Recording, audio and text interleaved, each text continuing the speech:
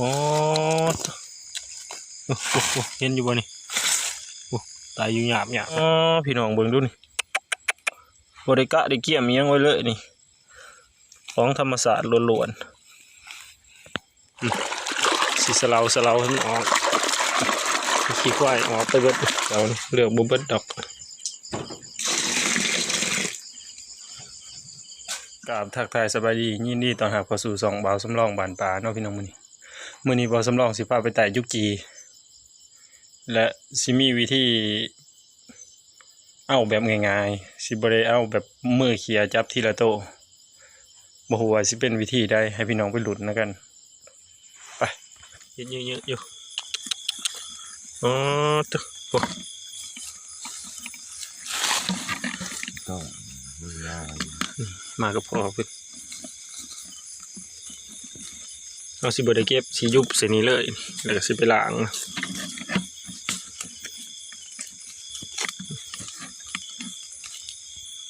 ยุบเส้นนี้ใส่แผ่นแยง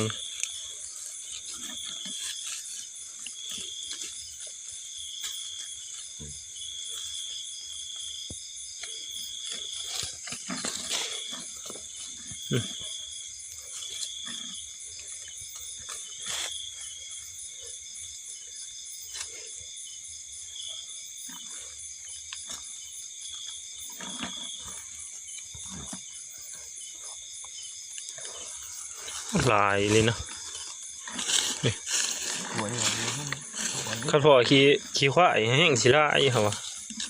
ควายให้มันเป็นข้อมันสิจนสิเป็ดพูดแหละนี่ขี้งัวเนี่ยนี่ปีขี้งัวน้อยนี่ขี้งัวน้อยเดียวก็ยังอันที่ลายเตอมันยังเบิ่งบ่ออกตอนแต่พอไปล้างพูดแล้วมันยังสิเห็น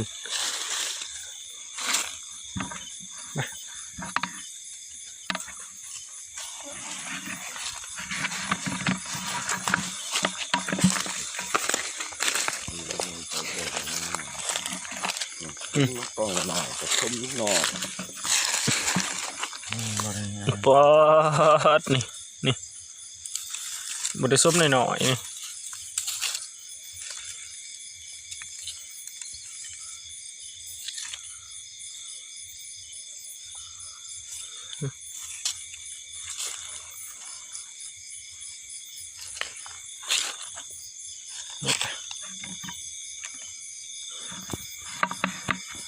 มันสิเด็ดแล้วหาไปเรื่อยๆเนาะเพราะมันพื้นที่ธรรมศาสตร์นั่นบดมีการจัดเกี่ยมไว้ป้าดุดลงป่านี่หาเลย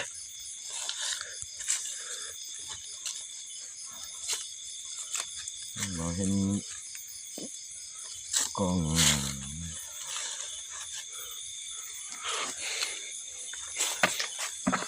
พอกล้องใหญ่จะกล้องหนึ่งนี่ก็พอแห้งได้มันจะว่า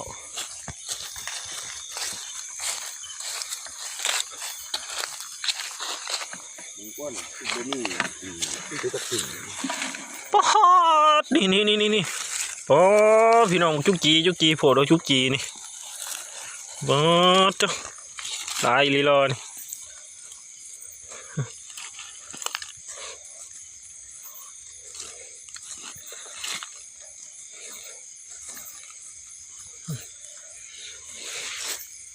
ป๊อดนี่หลายเลยจนขี้งัวผมเป็นขี้งัวเลยมันเปะไปเบิด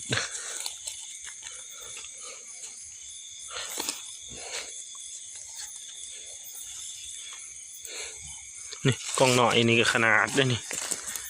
ป้าจนขังอยู่กับปลาเนี่ยขังอยู่ปลายเนี่ยสิบได้เลือกเลยยุบเลยไปล้างอาบัดเดียวเวลาไปล้างออกขี้งัวมันก็สิเลือแต่ตัวจุจีกับพวกเศษใบไม้ใบหญ้าแล้วหมดแล้วเนาะเมื่อดอกฮะกูน้องมากับมานำมานอนเผาอยู่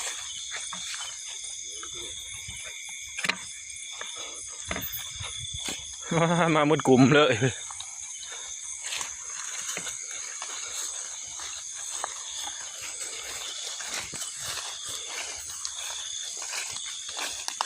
บ่เห็นเนาะปกติว่ามีหญ้าแถวนี้แล้วมันต้องแบบงัวควายคือไม่กินแล้วมันต้องขี่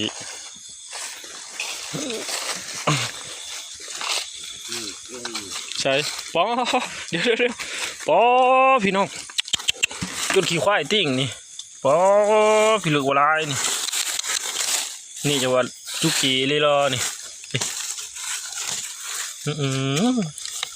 มาสลองสียุบเลยถ้าไปเหลือก็ทีหลัง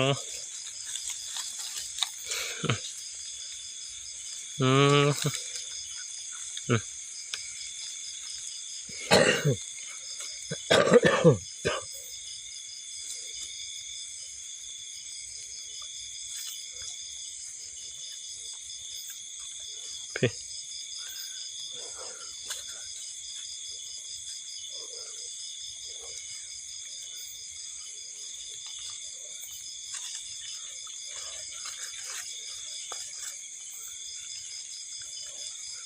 นั่นแหละว่าจะมีขี้งัวขี้ขวายเต็มเหมือนเนาะ ขี้ควายโค้งกับพ่อ เลาะลงไปหลุมฉะนั้นมันสิบ่เห็นป่ะนี่ป้าตัวน้อยๆนี่ก็ได้นี่จุกจีล้วนๆ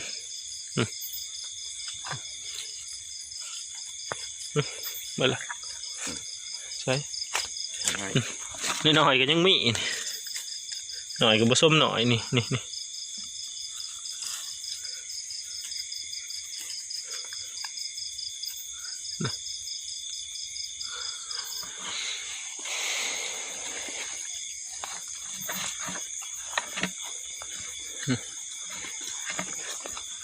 พอเป็นผู้พอมันเยื่องมัน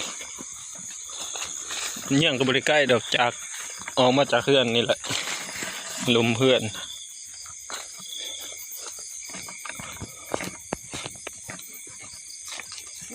ตัวนึงก็ขี่ก็ต้องขี่ ปอตัวนี้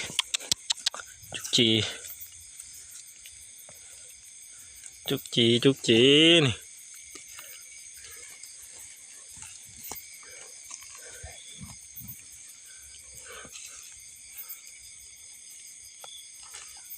นม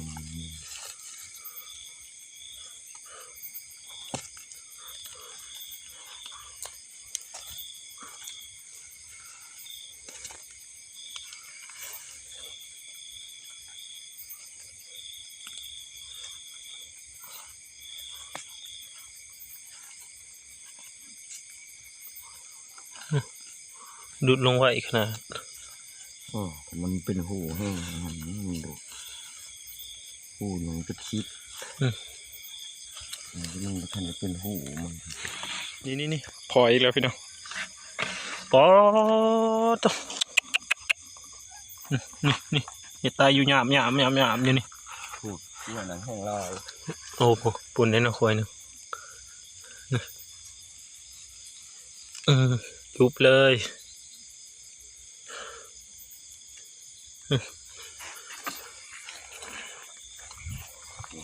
ปอตัวจุกจีนี่อย่าว่าจุกจี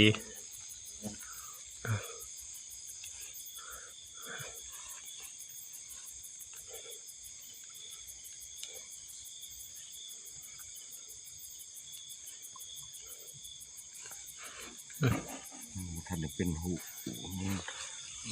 เนาะ คันเด็กกว่าดีนี่เป็นหูลงเลยนี่ มันก็ควัดเด็ก คันเด็กเลยขวัดลงเลยเนาะ ควัด ขวัดลงเขาในนั้นแล้วเอาบ่ได้ได้เข้ามาแต่หัวคำเนื่องกันเธอกำลังกันขวัดอยู่นี่กำลังดุดขี้งัวลายนั้นที่กระสอบมากนะชุดสีกล่อง มาเอาบาทเดียวเลยป่ะ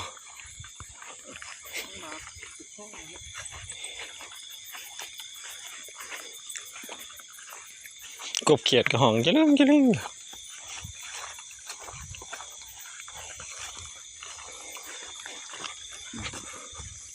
ังหย่อนเดินใบใหม่โอ้เขียดกับบไดเอาจุกีอย่างเดียวมัน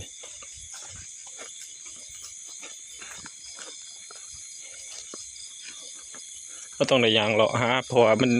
ขี้งัวนี่อยู่เป็นจุดเด้เพราะบ่ได้มาเลาะเบิ่งตอนพอคำเดี๋ยวเพราะนี่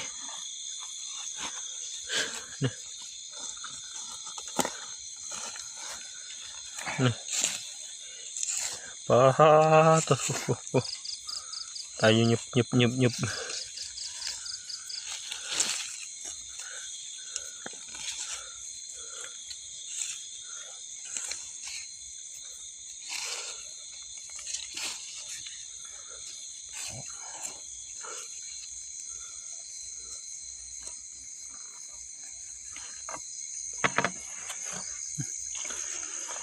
ทำบ่ทันได้ล้างยังบ่ทันเห็น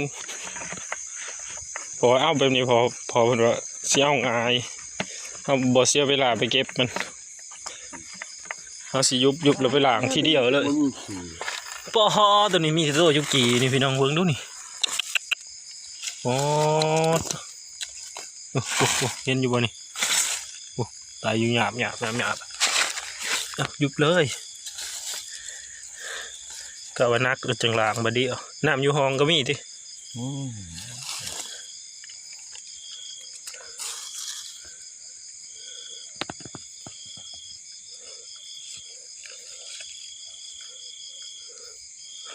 เบิ่งค่อยนี่เด้บ่มีบ่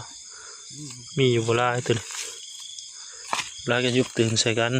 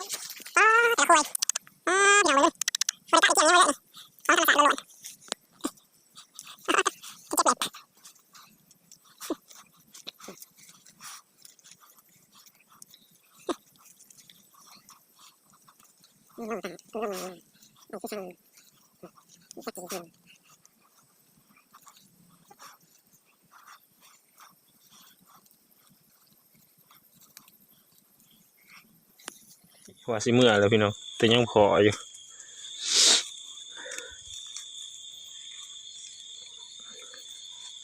เลยเอาอีกก่อน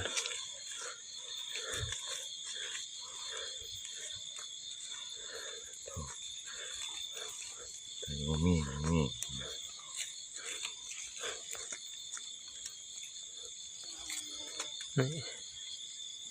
โอ้ตายไปเนาะ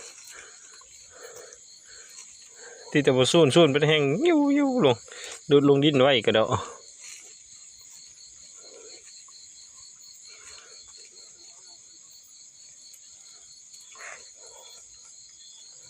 ขี้เหนียวมันหลางมันบ่สะอาดคันเฮาเฮ็ดคือเว้าเอาขี้มันมาไว้ก่อนปูนี่เป็นเขียว เกี่ยงไปเกี่ยว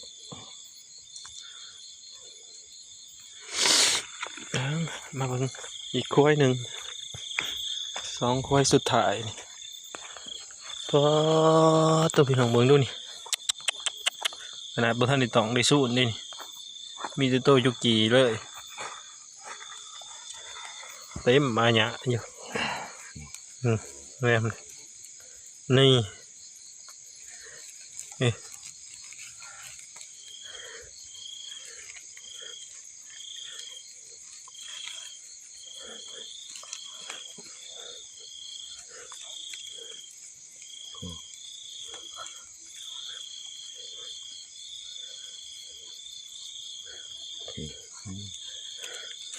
ดุดออกแค่เด้อไก่ดุดออกพี่เจ๊กีจะกี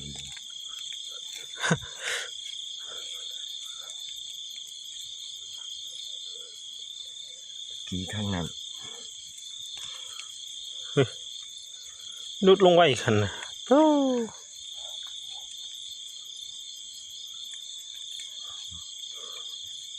หลีกเนี่ยดุดอยู่บนเกาดุดหลีก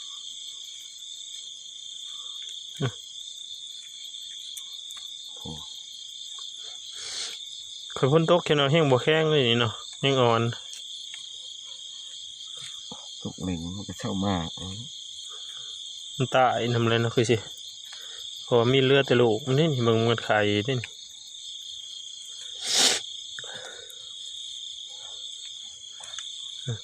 เห็นแต่ตุกจีหน่อยก็ลายอีหลีแล้ว มันอยู่กันโบกให้ควาย 2ควายสุดท้ายนี่ก็สิเมื่อละบาทนี่ก็สิเมื่อแล้วครับเพราะว่าพอกินแล้วนี่ได้พอกินแล้วก็สิเมื่อแล้วถ้ามาพออีก2ควายสุดท้ายก็เลยเอาอีก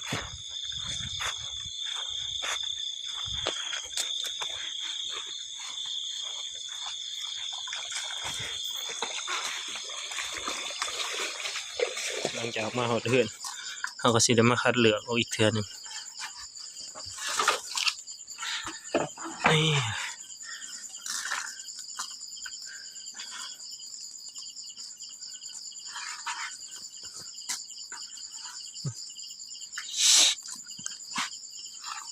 ตอนมีขี้เหงื่อนะเอายุบมานี่มันสิมีขี้เหงื่อสิหลายเขาสิได้ยุบออกอีกเลือกออกนี่แล้วมันสะดวกเวลาเรากินฮะเนี่ยอัดแบบชิบุตะไอ้เบิดบ่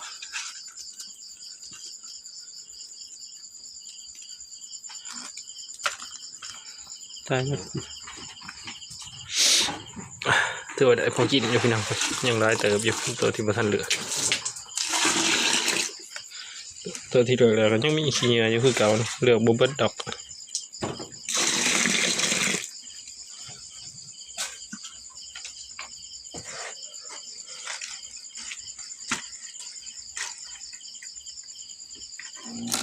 ตายนะมึงล่ะ ทางนั้นทางหน่อยลายจุ่ม มันเต่งกันเนาะ